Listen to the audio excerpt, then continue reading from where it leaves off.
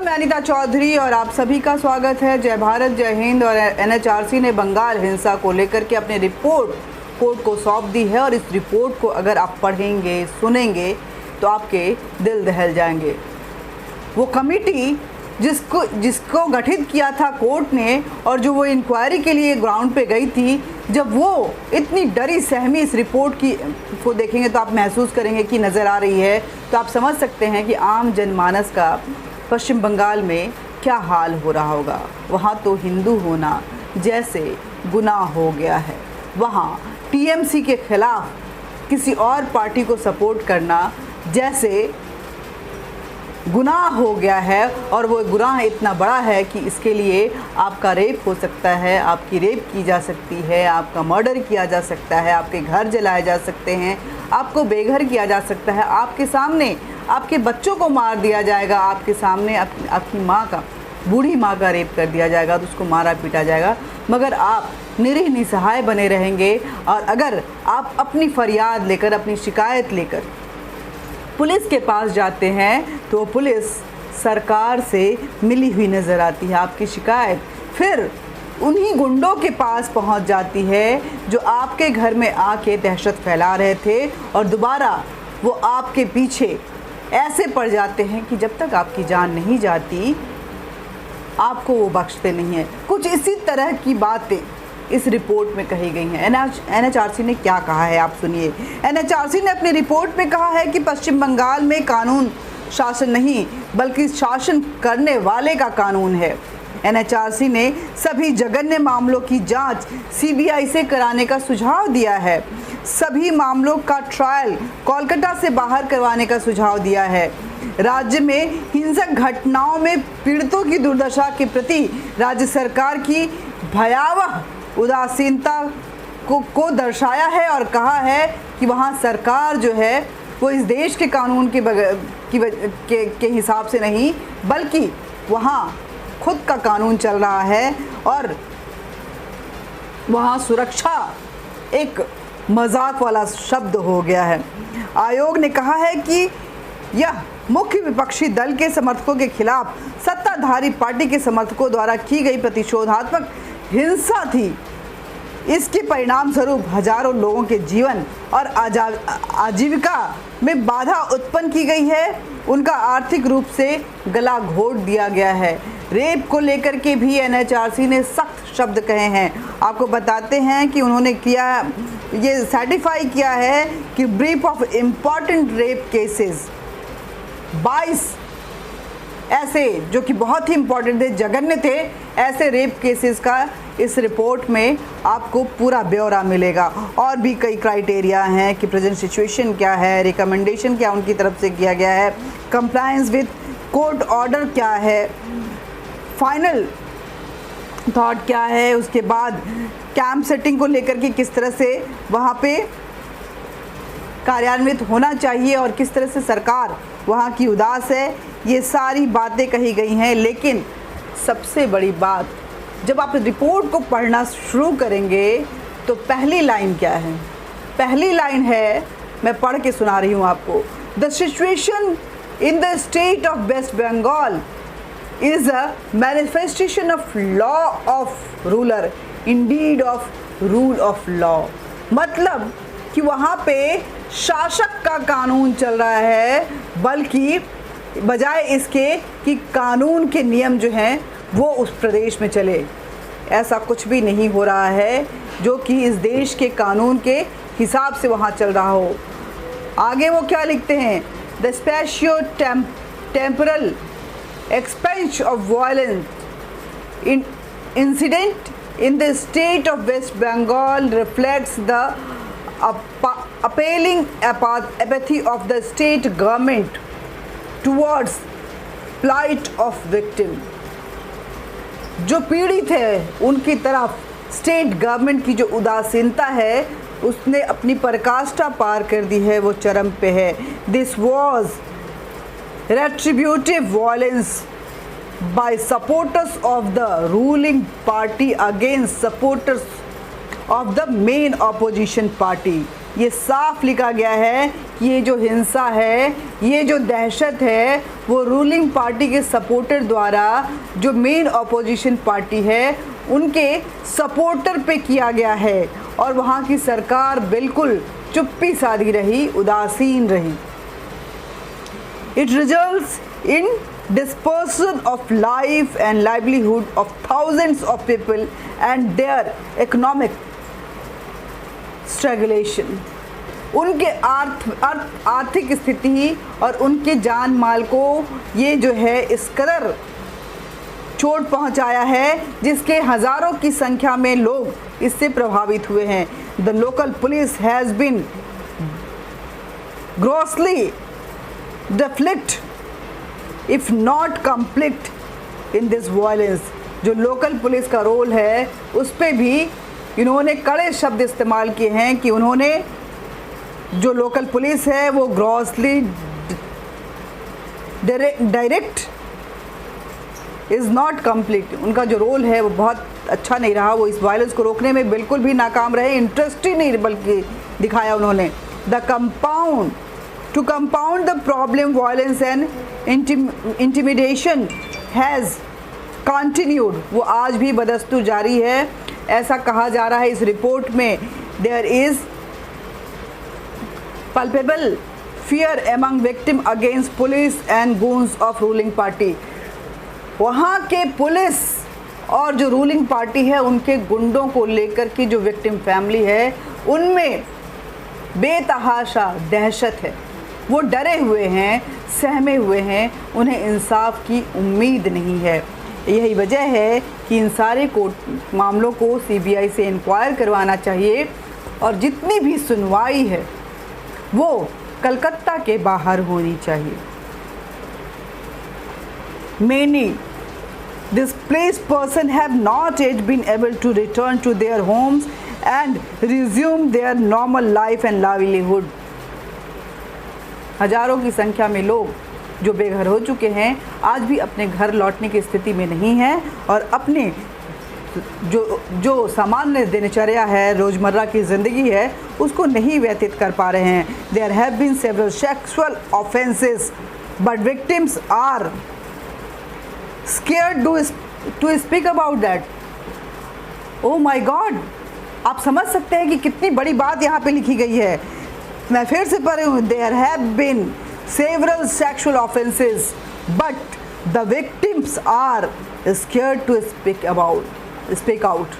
मतलब वो इतने डरे हुए हैं जिनके साथ सेक्सुअल अब्यूज़ हुआ है, जिनके साथ रेप हुआ है, कि वो इस बारे में चर्चा नहीं करना चाहते हैं। वो सहमे हुए हैं, उन्हें डर सता रहा है रूलिंग पार्टी के गूंज और वहाँ की लोकल पुलिस से। दोनों ही इस वक्त में पश्चिम बंगाल में गुंडों की तरह बिहेव कर रहे हैं। गुंडों का राज हो गया है पश्चिम बंगाल में। Loss of faith in the state administration among victims is very evident. ये एक सीरियस इशू है कि जो लोकल एडमिनिस्ट्रेशन है उसको लेकर के जो वहाँ के जनमानस हैं उनमें कोई विश्वास नहीं रह गया है। जो बिहेवियर है वहाँ की लोकल पुलिस और लोकल एडमिनिस्ट्रेशन का, उसको अगर देखें तो ऐसे और भी कई बातें बोली गई हैं। The alarming aspect of this violence employee figuring in public domain was that is evoked no empathy in state administration in any tangible manner. Neither senior officers, non-political leaders condemned the violence, visited the spot, assuaged the victims or did anything substantive to ameliorate the problem। इस issue को ख़त्म करने के लिए कुछ भी नहीं किया गया, ना एडमिनिस्ट्रेशन की तरफ से, ना पॉलिटिशियन जो वहाँ की रूलिंग पार्टी है उसकी तरफ से। लोग सफ़र करते रहे और ममता बनर्जी सत्ता की कुर्सी की लालच में इस कदर पागल हो गई हैं कि वो उस कुर्सी पर बैठकर इस बलात्कार के, सेक्सुअल अब्यूज़ के, मर्डर के और भी ना जाने कैसे कैसे घृणित हिंसा का तमाशा देख रही थी। और उनकी पुलिस भी इस तमाशा का हिस्सा बनी हुई थी और खड़े होकर आम जनमानस के ज़िंदगी के साथ खिलवाड़ हो रहा था और ये लोग हंस रहे थे। हिंसा इनको नज़र नहीं आ रहा था। ये ममता बनर्जी का बयान है कि इस प्रदेश में कोई हिंसा हुई ही नहीं है, ये उनका बयान है। The state of violence shows a politico bureaucratic criminal nexus. आप समझ सकते हैं कितनी बड़ी बात बोली गई है। बोला गया है कि स्टेट वायलेंस ये साफ दर्शा रहा है कि ये पॉलिटिशियन जो रूलिंग पार्टी है और वहाँ के की जो एडमिनिस्ट्रेशन पुलिस है, उन दोनों के नेक्सस और रजामंदी के साथ हुआ है। ये बातें कही गई हैं इस रिपोर्ट में।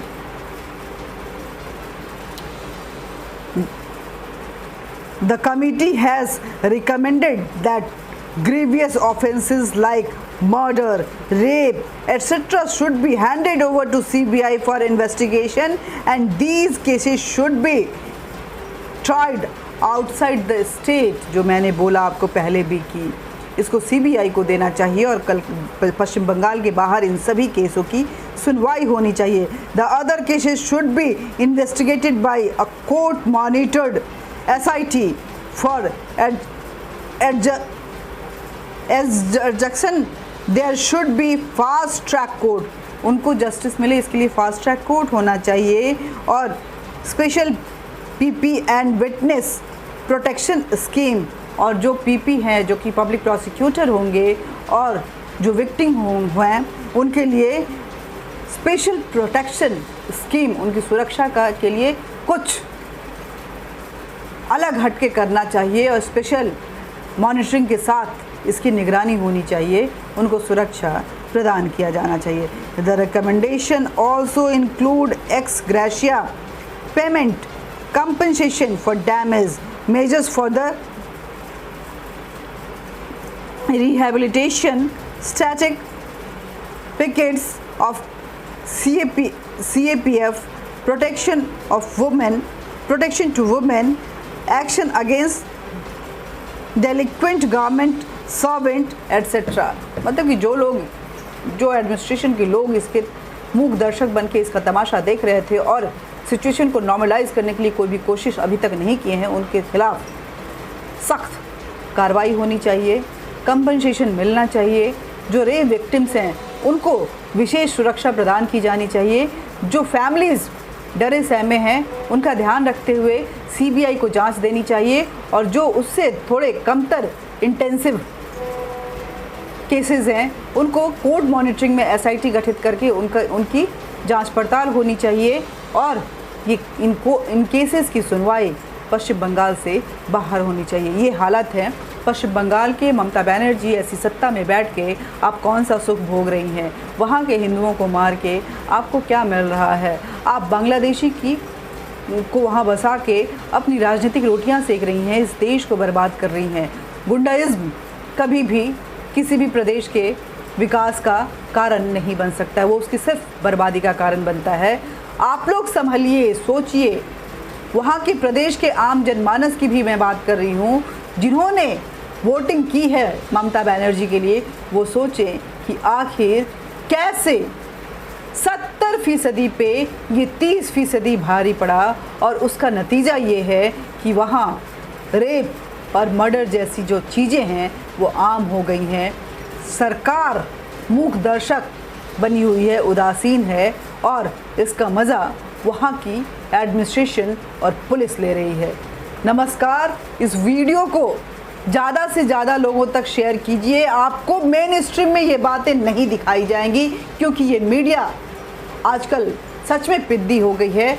वो जो इंसानियत की बातें ह्यूमैनिटेरियन ग्राउंड जीरो पे जाके जो रिपोर्ट की जाती है, इन बातों से वो बिल्कुल भी इत्तेफाक नहीं रखते हैं। वो उन चीज़ों को दिखाते हैं जो इस सोसाइटी को बर्बाद और बांटने का काम करती है। उस पर डिबेट करते हैं जिसका कोई वजूद नहीं होता है। लेकिन ये जो रिपोर्ट है NHRC की, उस पर कोई भी मीडिया बात करने को तैयार नहीं है। बिकी हुई है सच में ये मीडिया। अरे किसको भक्त बोलते हो मीडिया वालों। वो एक सेक्शन मीडिया जो लेफ्ट लिबरांडुओं वाली मीडिया है, जो चाटुकार मीडिया है, जिसमें रवीश कुमार और पता नहीं पुण्य प्रसून वाजपेयी, राजदीप सरदेसाई, राहुल कमल और इस तरह के चित्रा त्रिपाठी जैसे लोग जो आते हैं। अजीत अंजुम, शर्म से मर जाना चाहिए तुमको, जो कैसे कैसे झूठी खबरें दिखाते हो, लेकिन ये रिपोर्ट तुम्हारे पास नहीं है या इसे देखना ही नहीं चाहते हो, इस पर बात करना ही नहीं चाहते हो।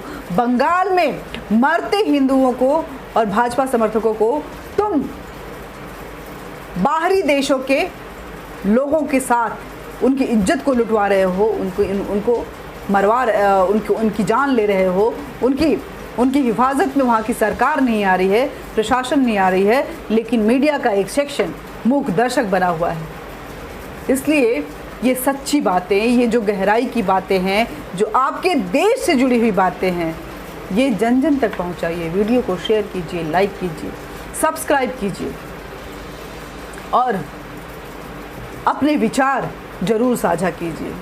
नमस्कार, जय हिंद, जय भारत।